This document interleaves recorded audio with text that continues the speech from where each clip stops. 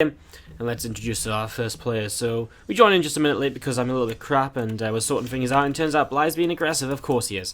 Why? You just open normally. Guys, to the top right hand side, the yellow Protoss player will be Ting's Neeb, going up against our blue Zerg player who's on fire from Expert Esports / I don't know if it's Expert Esports or Expert Gaming. Either way, he is to the bottom left. It is the blue Zerg player, Bly. Both these players are #OnFire, part of the #OnFire clan. As we're going to be seeing those couple of lings from Bly going to start heading across the map. There's already a few on the first watchtower. So Bly looking to get some early damage done with that early Zergling speed. Will be expanding behind this, but still making Zerglings. Still looking to just break through here early and catch Neeb off guard when he's not expecting this. Now Neeb, he does see Zerglings now, so he may begin to start worrying. How much does he worry though? Does he worry enough to complete his wall off here with a pylon? I don't know. He sees the rest of the lings, so now he has to do something. I mean, it's just too late, right? He's just not going to get there in time to stop those Zerglings coming in. He might be able to stop the next Zerglings coming in. Maybe he builds a pylon on the other side. He'll pull a lot of probes down to kind of fight against this. He uses the mineral walk as well to get as much surface area as possible on those Zerglings. Pylon means that it's going to not power those gateways anymore, so no adept on the way out. 2 workers going down. Good control by Neeb to minimize the worker damage done here by Bly. He's actually got a lot of his damaged workers in the back still as he just holds this wall. Oh, that pylon to the top side is not in position to power this gateway though. I was sort of worrying a little bit about that when I saw it. And so now, Bly is just going to keep on picking away for a little while longer, and behind all of this, well, he isn't even droning up. I'd like to say he was for Neeb's sake, but he isn't. Oh, look at that control though. Neeb pulling back one of those damage pros towards the back there. There's his adept. 4 workers lost. Neeb, it's still not so bad for him. If he adds on a pylon now as well, finishes that wall, which he has to do, a gateway is even better, of course. Anything with us a little bit more helpful, although the gateway will have some more surface area on it, so lings can do quite some damage. Second adept is starting up. That gateway's going to have to cancel, isn't it? This adept, where's it going to go? 2, 3 lings, catch it. More lings coming in as well. It's a full surround. As we're going to be seeing, a couple of pylons do come down just to fully wall this off now, but this gateway is now taking damage as well, and if that goes down, Neeb is without a gateway. And Bly is still just making Zerglings here, still just massing up the Zerglings, still just pressuring Neeb in the very early stages, and Neeb may very well fall at this rate. He completes his wall off once again. Mothership Core's on the way out. That will make a difference in this defense.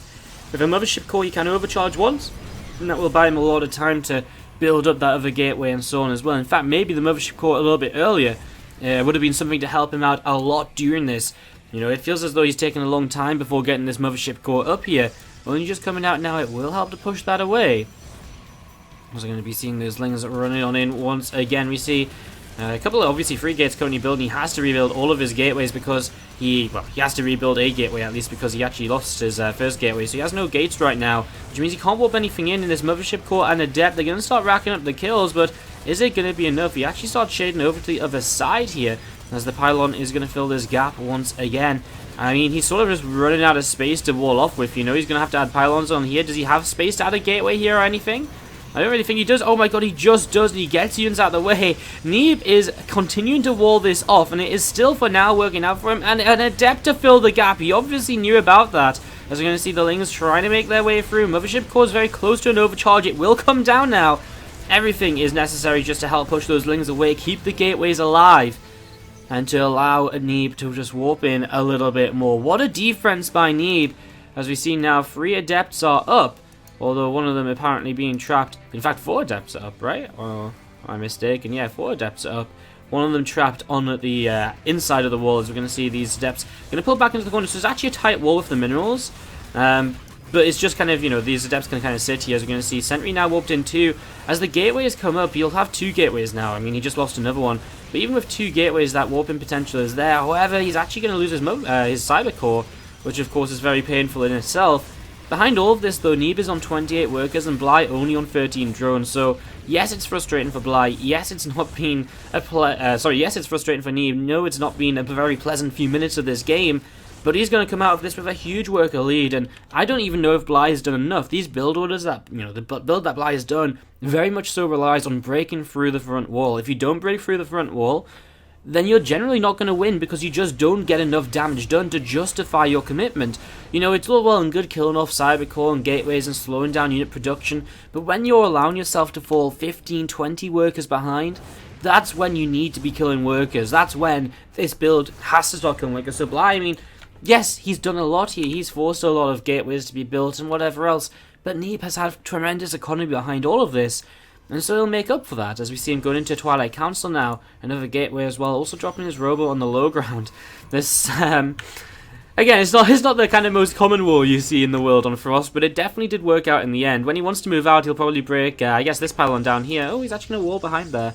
But no, if he breaks this pylon, he's actually going to empower his robo and his gateway, so I'm not sure what exactly his plan is. I would have thought he'd kill off this pylon here, and then he could walk out this way. I'm not sure. Anyways, I'm sure Neeb will figure that out when he needs to. For now, he's quite happy to sit back and just, well, wait a little bit. He's actually adding on 4 extra gateways on top of the 3 he already has. 7 gates with resonating glaives. I mean, he might not even have to break down a pylon, right? If he just warp prisms over the wall and never takes a 3rd base, then that works just fine. Bly, though, does have an evolution chamber up, and he's going to start dropping in towards the main. And let's see how well prepared Neeb is for this. He's actually still warping in behind his right now. It looks as though he's actually just going to unpower the robo facility, which is alright, I guess, in a weird sort of way, because if you unpower the robo facility, if you only need the warp prism, then it's going to come out anyway, but he unpowers it before the warp prism's done! Ah, Neeb! Well, that's a little bit of a mistake. There's these Adept Shade in. They wanted to get rid of these Zerglings. 8 workers killed, so there's Bly finally getting some damage done here. And now Bly has taken a little bit of a worker advantage. My issue right now for Bly is the fact that I just feel as though he is in a position where he's gonna end up sort of being just in a lot of trouble to his counterattack, because there's going to be so many units, whereas he's just been focused on drones recently. So that's going to be really, really kind of maybe a bit of an issue for him, just kind of how much army can he actually make. He's actually got a lot of minerals in the bank, but he hasn't got the lava to spend it. No macro hatch, no 3rd hatch or anything. As here we go, Adepts will begin to go across the map here. They'll shade across, and I just don't know if Bly gets enough up in time against these Resonating Glaive Adepts. Yes, 13 workers were just killed. That actually brings the economy back to where it maybe should be, but Neeb has been in a lead for so long. As we're going to be seeing those Adepts continue to move down to the bottom left-hand side. And we've seen a few more Adepts just warping in here. As we'll see, Neeb will continue with this aggression. Adepts moving forward once again. Lings and Roaches ready to see what they're doing. Once again, Bly is looking to drop up here. Actually, +1 melee about to finish up for Bly. As these Adepts will see what they can do. Probably just, I mean, they could just go to the 3rd base. They could just commit onto the army here, maybe. We're going to see them starting to commit right now. They're going to start trading with these Zerglings. They'll probably shade away from the Roaches, because he knows for a fact that if he comes up here, he's actually just going to get a better position up on the high ground. I mean, that'll be enough. As he continues to trade, drones get pulled in. More Adepts warp into the main. Remember, it's 7 gates of units. Bly does do some damage over here, but now the Mothership Core has energy to work with. And so multiple drones are going up. Multiple probes are going to be saved. I mean, only 5 workers going down. So much damage done here from Neeb in the main. There's not enough Roaches. There's not enough units. And we sort of saw this coming for quite some time now. As we see those Adepts, they will commit on top of those Queens. The Roaches, the drones as well. And this is just going to be GG. Neeb takes game number 1 of this best of 3. And here's see what's going to happen here as we jump into game 2. Leading the series to the top left-hand side is the yellow Protoss player representing Ting. It is Neeb. And down to the bottom right-hand side, our blue Zerg player from #OnFire. It is Bly. Both players are #OnFire. Whose fire will burn the brightest tonight in the SGL? Thank you very much, Dark Ones, by the way, for the Cheer 100 at the start of the stream, saying, ooh, Wardy's on time for once. Yes, I was, right? Even early compared to my countdown. And what's up, Euphemel, as well, saying, okay, Wardy, you can take all my money with the Cheer 1. Thank you so much. Appreciate it.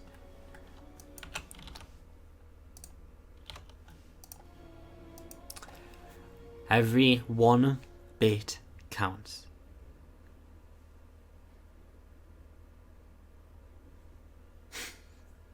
So, as we kick things off into game number 2, do let me know who you're supporting today, guys. I feel as though this is the most stacked group of the SGL. We have Neeb and Bly, of course, foreign players. We have Violet, who's been looking great lately. He really has been. Remember his performance at IEM Shanghai? He was fantastic there. And we've got Gumiho as well, who's just come out of a loss in the GSL round of 8, but he still made it to that round of 8. So we have a fantastic lineup tonight. Neeb played Gumiho, I believe, in a Limo League the other day, which was actually a win for Neeb back then. So it'll be interesting to see how that rematch goes. Maybe now Gumiho isn't saving builds for his GSL match against Myungsik. So we'll see how that goes. Once again, though, Bly I mean, the thing to talk about early in this game is that he's once more going for that exact same strategy as game number 1, looking for the early link flood. Neeb, Worker Scouts once again, this time with a 2-player map, he's able to spot this much earlier, and he's actually already got a Zealot coming out here, so Zealot already out, going to move out, he's just going to start swiping away on Zerglings. A little bit of micro here, you know, he wants to dash out, get a shot off onto a Zergling or so, and then go back into that wall, because he doesn't want to leave it unwalled or anything. As we'll see, no Mothership Core yet. Again, I feel as though the Mothership Core is the one thing that Neeb may want to try and get out ASAP here. Just waiting for the gas for that. As we see, Pro's being pulled down. He does not want to lose that Cybernetics Core. So happy to lose some mining time here. You know, he pulls what? This is 11 workers. So 11 workers actually only puts him about a couple workers behind on mining. So that's completely fine for him, really. I mean, it's better for him to do this than to actually lose the Cyber Core, I think, because being able to continuously build adepts here is so much better than anything else. As we're going to see a drop-in Overlord getting set up. Bly's aggressive play continues at the start of game number 2. As we see them, Link's going to back off a little bit. Again, the drop-in Overlord off to the side. Mothership Core will spot that morphing in, though, so Neeb sees this now. He knows that's there. And this is the tough part. Where do you go? You know, what now? What happens next? This actual map has been very good for this sort of strategy in the past. We saw Mini Razor doing it against Showtime in the WCS qualifiers. I remember Mini Razor did it against Man in the SCHYTL semi-finals. It's just such a hard map to hold this aggression off on, especially when you start considering the you know, how wide this natural ramp is. Neeb's done a very good wall off on the natural to make sure he minimizes that, you know, minimizes how much he needs to wall there. So actually going to see these Lings continue to take a lot of damage in the main base. They may get cleaned out sort of soon, but actually at the same time, Neeb makes a mistake as more Lings come into his natural. He fights with the probes, but it's going to be a good trade from Bly, and he's getting damage done with this. 11, 12, 13 workers down and counting, and this time, Neeb is not looking as solid as he did in game number 1. 15 workers gone. He's going to lose another adept on the high ground, and Bly, well, he actually goes into the main. He sees there's nothing here. What does he do? Does he keep making Lings, or does he make drones now? It's a tough choice for him, because he has to, you know, it's this build order.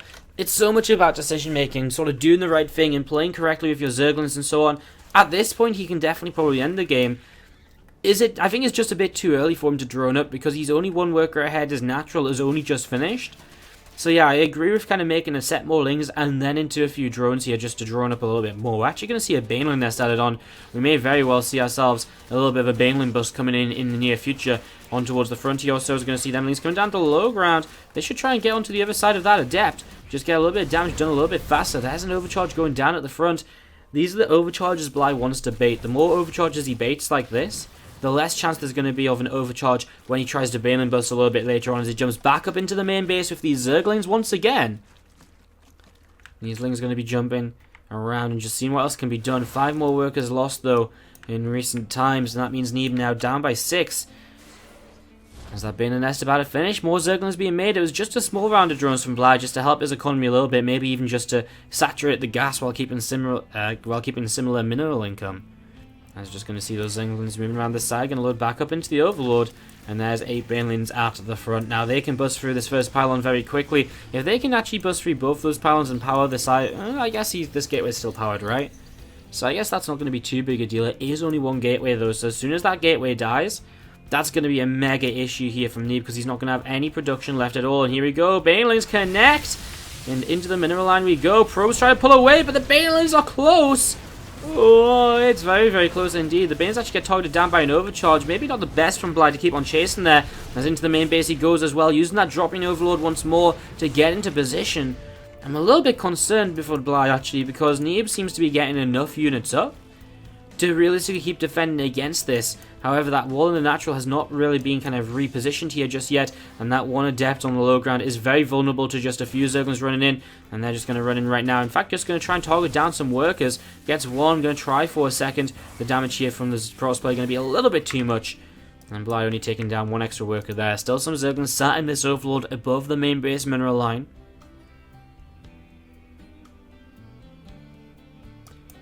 More Zerglings going to be streaming into the natural expansion once more, and I think at this point, Neeb, is it even a point where he just kind of gives up his natural expansion? Can he do that, or is he too far behind? I think he might end up too far behind if that happens. And depth goes down over here, Bly just backs away, and things drop off into the main base once again. Again, even just a couple more workers at this point when Neeb finds himself over 10 workers behind, 8 workers to 19. Losing just a couple more really does hurt once again. I mean, 3 workers, when you started off with 11, that's almost a quarter of your economy. In fact, that's over a quarter of your economy. Would you just lose there? So, Bly really looking a lot better here in game number 2 with the same strategy. I wouldn't even say better executed. It's just one of those build orders where it does come down to decision making and precise, correct micro at the right times, and it's a very easy build order, I think, to go wrong on either side. You can very easily mess it up as the Zerg. It's very easy to mess up the defense as a Protoss player. It's actually a very fun build order to watch in a way, because again, it is very kind of decision heavy. You know, you have to make decisions, you have to decide what's the best thing to do. Is it best for you to target down probes, or to target down the pylon? Is it best to fight in this overcharge and kill the adept, or to pull away straight away? Those little decisions all add up as time goes by, and that's what makes this build order so interesting and so different. As we can see, those adepts, they just load up into this overload in time. They're going to drop on top of the are they going to drop on top of the depths? I don't even know. These banelings over here do get pushed away. Membership Corps still targeting them down as well. As we see, that's Overlord slowly advancing to the main base mineral line. I wonder if Neeb, I think he knows that there's a banelings in there, so he pulls away immediately. Even so, still it's just lost mining time for our Zerg player, for our Protoss player, you know. You can see, not really the best connections there, doesn't get anything. As, ooh, at the front, overcharge. Not an overcharge, if force field comes down and does block off. Is there no force field left? These Zerg ones, there is a force field and it will block off there, so force field just buying at Neeb a little bit longer. Bly's droning up at home though. At this point, he's decided, I feel as though my opponent's getting enough units out. He's got that, is he still only on one gateway? Wow. But yeah, he's just saying, like, there's enough units to defend me now, so I'm just going to start droning. Which in this game, I think he can definitely do. He's far enough ahead. 40 drones to the 23 probes. He's got a rotor on the way. His third hatchery just starting.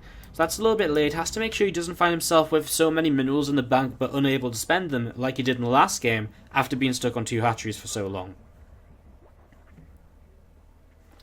So we're going to be seeing a few Lings just collecting towards the center here from Bly. Sentries, a few adepts, stalkers so as well. They're going to start moving out, moving forwards. The Protoss player just looking to see what he can get up to. So, going to be going across the map. I mean, it's a nice little bit of a timing here where he's got force fields to keep him safe. He's got a recall as well if things get tricky.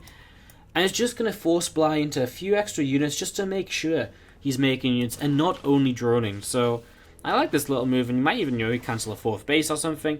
Anything like this is nice. He's actually going to rock past the 4th base because I just think he realizes he wants to force units and maybe just catch Bly off guard, but Bly definitely just has enough this time around, so it is going to be a fast recall here. As you see them Lings starting to move forwards, recalls almost straight away. Probably wasn't enough DPS to take down this 4th hatchery. I mean, it was a very low number of gateway units we saw coming across this map. You can see those Zerglings continue to come towards the upper left-hand side. Adepts and sentries going to collect together. A few more adepts warping in. One stalker in the mix as well. Those Zerglings obviously can't fight that just yet. This game's actually maybe a bit more even than I thought. I mean, we sort of look at this now. It's 6 worker deficit from Neeb. He's got glaives on the way up against, well, Ling Ravager from his opponent with +1 melee on the way. Slight worker lead for Bly. Slight army lead from Bly. Still think Bly's got a slight lead, but Neeb's not that far behind. A couple of good engagements could change things around very, very quickly here today in the first match of the SGL Group C. SGL $600 bi-weekly cup now. Played out on the EU/NA servers, as here we go. We're going to see Ravagers moving forwards, Bane's moving in as well. They're going to connect on these, on those depths very nicely. And actually the power of the Corrosive Biles and the Ravagers might just be enough to push through. However, another overcharge comes down. And actually with another overcharge, the damage comes up quite quickly. Also running out of units in the front to tank. It means that those Ravagers also fall very quick, and Stalkers will give chase on the final 2. So, nice defense from Neeb. He actually kills out a lot of the army of Bly there. He lost a little bit of his own though. He lost a few adepts, a center or 2 in the mix as well. As he shuts this down, but he falls very far below on army supply. 45 army from Bly to the 18-20 now of Neeb as he warps in once again. Bringing him up just a little bit higher than when I actually started my point. But still. I mean, it's just tough, right? Bly's up to 4 bases, so he's got that 4th base up for production, for saturation whenever his main mine's out. Obviously, it was very committed 1 base for a long time, and so while this natural and 3rd base is very fresh, the main base will begin to mine out a lot faster than those. So that 4th base still is something you would want here when going up towards 3 base saturation levels of drones.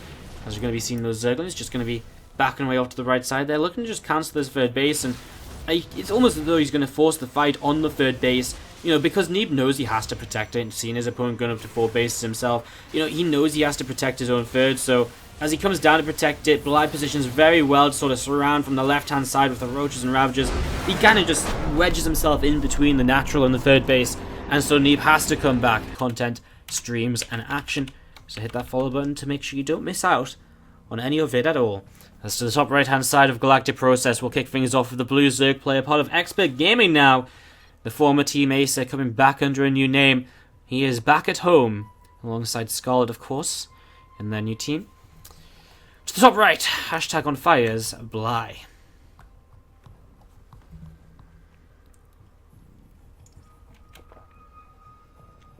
And down to the bottom left, our yellow Protoss player from Ting, it is Neeb. It's funny when you tag these players on Twitter, it's on fire Neeb, Bly on fire, hashtag on fire, both of them. And it's showing today, 1-1. Bly is going to go, not quite for the same build order, but he is still going to open aggressively here with the proxied hatchery across the map. Bly looking to turn up the aggression here early game. As Neeb comes in, he'll obviously identify that's a late hatchery on the low ground. He'll see the gas pool. He'll actually know it's a hatch gas pool timing, and so he should begin hunting for that hatchery of his opponent here. Whether he goes straight over to the left side for the third, I don't think so. I think he'll come down to this gold base first and check here. That's the most common location it's going to be in, I think. So I think that's where he'll check first, the gold base, and then maybe his own gold base, and then maybe he'll start thinking about the fact that it is proxied to just be aggressive with, rather than to be expanding with and to truly be mining with and so on as well. As we're going to be seeing, that probe is heading, you can see he's just checking both the gold bases. It'll be interesting to see where he checks next. When he sees no gold bases, he knows his hatchery has to be somewhere. You know, he knows for a fact that Bly is just taking that gas pool way too late for it to only be a gas pool. He actually sees the drones. Oh, I don't know if he's actually saw them on his mini-map though. So I'm not sure if Neeb really realizes what's going on yet as the spine crawlers start to come down. This is one of Bly's favorite builds, this spine crawler rush with the proxied hatchery. He absolutely loves this sort of build order. He does it a lot of the time. He's done it in ZVT in the past. He's done it a lot in ZVP. Okay, Neeb definitely saw this. Look at this. He's got a Zealot out. He's going to start targeting the first spine down. No cancel. It's a kill. That's 100 mils and also the drone lost. So they can't begin to rebuild, which is actually important in this situation because you'd actually like to start rebuilding here. Third cancel. Oh, man. All the spine crawlers go down. And there's no drones left over here anymore. So it's a solid hold initially from Neeb. And I say hold because getting rid of those spines and delaying that so much is really going to help you out in this. I mean, that's one of the things that is really nice. You know, when you kind of go up against this, if you can deny those spine crawlers, the game completely changes. It becomes a very different sort of defense that you have to make now. Adepts on the way out. Obviously, Neeb still wants units to be able to fight against incoming Zerglings. Ling speed's about to finish. You also see that evolution chamber once again. Bly is once more looking to be able to drop in towards that main base and to continue being aggressive as Mothership Core does snipe down a creep tumor. The more creep he gets rid of, the better here because obviously he does not want to let the Preserve player push the creep all the way up this ramp. He's going to see the Lings though coming forward. They're actually going to get through into the main as Neeb is out of position. And he is going to have to start dealing with that in some way. Pros will actually pull away from the main base down to the natural for now. As we're going to be seeing the Zealots, the Adepts sent up. He actually only one Zealot and one Adept. The rest of the units actually being kept down on the low ground as the Zerglings pull back away. And Neeb will come in, fight once again. Nice control actually keeps that Zealot alive rather than let it fall. Only 3 workers killed. Overcharge goes down. We'll buy a little bit of time here initially. The Spinecrawler will begin to punch away at this gateway. And it's interesting that Neeb only decides to add on gateways here rather than going into the Immortals. I mean, if you go into kind of Immortals, then it's so easy to kind of buzz through the Spinecrawler and so on at the front. So he's just going for mass gateway units. So let's see if it's going to be enough here. As we're going to be seeing those feelings trying to break through the front once again. Neeb, he's got spine crawlers pushing him down. Queens as well. He's got his pylon to the top left side is going to go down here. That's going to be an unpowered gateway. So he's going to lose a little bit of production there. Also now the drop back into the main base. Getting some damage done. 4 workers killed. Neeb still holds a worker lead in this, but has to maintain his composure as we see now the Ling starting to break on through. Overcharge will buy him a little bit of time again. 2 queens at the front, so annoying because it means the Mothership car can't really move forwards and add too much into this. The Adept's going to pull over to the right hand side. Overcharge going to be popped here as well. Mothership core actually falls. He'll rebuild that straight away.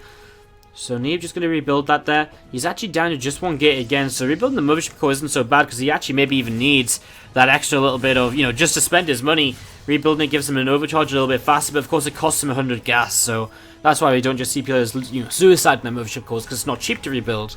But in this situation, when he doesn't have enough production to kind of spend all his money anyway, it might even, it might actually be a better choice. I'm not 100% certain about that, but just some speculation as we see once again Bly trying to drop a few units up in towards the high ground here. Ling is coming back over towards the natural again. Looking to see what he can do. Spine's still poking away at that forward gateway.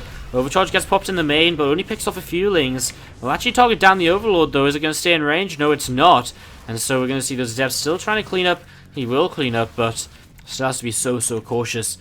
As we see Spines, extra Spines now moving forwards as well. Going to help to poke this down. And again, without kind of immortals or anything, where's the firepower to take those spines down quickly and fight against this? There's transfuses too, so the spine crawlers are going to last a very long time here. As Bly will once again load up, he gets set to go towards the main, and well, Neeb at this point has just given up on his natural expansion. Now the robot facility comes down, but is this just way too late? Rebuilds his cyber core too. Can't build anything right now, of course. He has to wait for those buildings to finish up before he can build anything here. A couple of sentries actually going to drop their force fields. Actually has to use a lot more force fields than I think he would have wanted to there. I think one force field is all he really wanted to use just to buy him some time and stop units getting to the main. Instead, he ends up using 3 force fields. The second one to fix the miss on the ram, and the third one just to try and keep his sentries alive as the Lings looked as though they might surround. Pushing down the low ground. Doesn't want to walk into the spine crawls, but can fight against the Lings and the Queens on their own. As we'll see now, an Immortal on the way again. I feel as though that's exactly what he's been missing here to really be able to kind of punch back against this. Bly's still down in workers, so even though Neeb is oversaturated, he is going to be taking a worker lead. The drop in Overlord goes down as well. Bly with 2 more spine crawlers building down on the low ground, so he's really just going to try and contain Neeb here.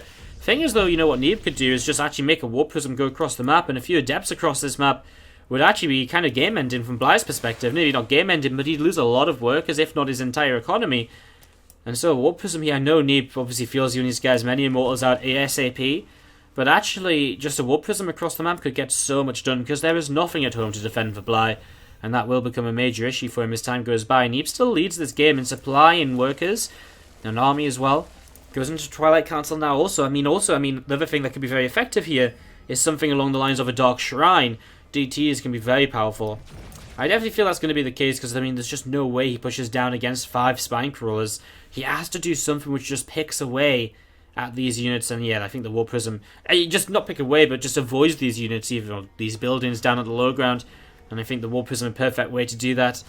Or again, the Dark Shrine, I think, is what's going to come down here. I'd be surprised if he made glaives. It just feels as though one of those situations where he is going to make glaives. I just don't know. I guess as a follow-up, the glaives is going to be quite nice. As game goes by, we'll see Bly's actually starting to mine from his expansion over on this side of the map, because he does want to get some mining continuing to go for himself outside of that one base. Some Zerglings coming across the map as well. Neeb will have to make sure he stays on point here with his... He has to stay on point with his force fields. Does not want to suddenly let a bunch of Lings up this ramp, although I don't feel as though that's something Bly is going to try anytime soon. Neeb's probe gets spotted being evacuated out by the Warp Prism. Warp Prism going to pull back around, and well, that probe is going to try and hide a base to the bottom right-hand side, but I think Bly is already on top of it. I think he's already figured out that is something which is beginning to happen here. As the 2 Immortals actually load up, and they're going to go across the map right now, so I don't know whether they're going to come in and try and protect this base, or whether it's just to harass. Hopefully to harass, because again, I really feel as though any harassment across this map is going to do quite a lot. I don't think it's worth for Neeb here to worry about coming in to protect that base. I just feel get across this map, get some damage done. A few adepts, a couple of Immortals behind, and clean up these Zerglings, and actually still there's not very much there other than kind of Lings to kind of defend for Bly right now. He just needs to get a warp in though. I'm actually going to see him just fighting here. But if the Immortals on their own, going to lose a little bit of shields and then pick up. I just love to see him add, warping. How many gateways does he have? 3 gates? Yeah, warping adepts in this sort of position here, really nice. And this might be the sort of fight now, which begins to be very problematic for Bly, because he just doesn't really have the units to fight against this. This expansion here will get taken down very quickly. Bly... Ooh, Neeb doesn't actually finish attacking it. He's actually just going to go straight into the main. I don't blame him, because again, there's not enough units yet, as we actually see the adepts have shaded out past them spine crawlers. All of a sudden, Bly loses 13 workers on his own, on the other side of the map.